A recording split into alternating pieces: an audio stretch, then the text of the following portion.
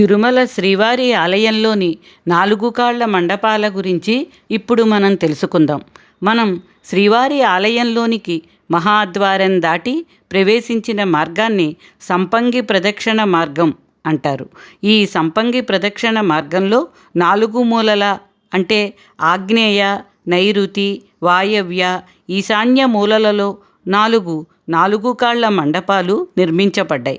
ఈ మండపాలను విజయనగర చక్రవర్తి సాళువ నరసింహరాయల వారు 1470వ సంవత్సరంలో తన పేరు మీద, తన భార్య పేరు మీద, తన 2 కుమారుల పేరు మీద నిర్మింపజేశారు.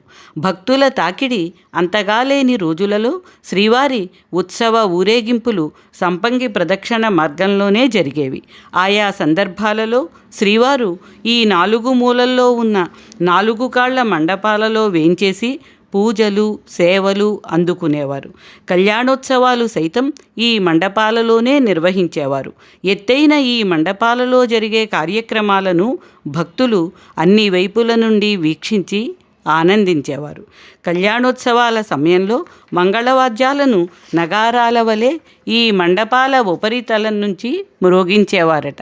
కాలక్రమేణా భక్తుల రద్దీ ఎక్కువ కావడంతో శ్రీవారి ఉత్సవాలను ఇతర విశాల మండపాలలోనూ, ఊరేగింపులను మాడ వీధులలోనూ నిర్వహిస్తున్నారు.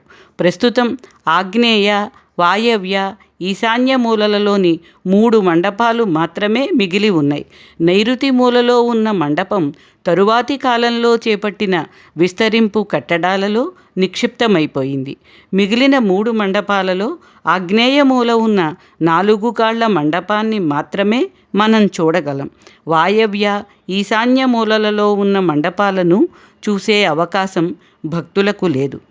తిరుమల శ్రీవారి గర్భాలయ గడపను కులశేఖర పడి అని ఎందుకు అంటారో తెలుసుకోవాలనే ఆసక్తి కలవారు దిగువ ఇచ్చిన లింకును ఓపెన్ చేసి వీడియో చూడండి.